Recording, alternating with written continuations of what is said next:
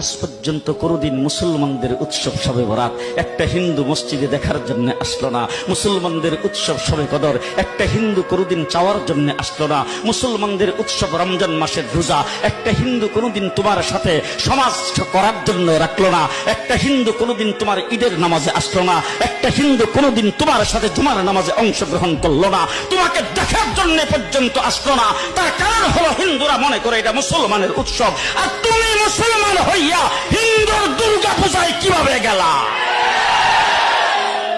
তোমার কি হয়ে গেল? তোমার কি লজ্জা শরম তুমি ধুয়ে ফেলে দিয়েছো? তোমার কি কোনো লজ্জা শরম নাই? লজ্জা শরম নাই? আবার কি সুন্দর বলতেছ, ধর্ম যার যার উৎসব সবাই। হাই হাই হাই, ও মুসলমান যুবকেরা ভালো করে শোনো, ধর্ম যার যার উৎসব সবার, তাইলে বিয়া যার যার বউ তো সবার।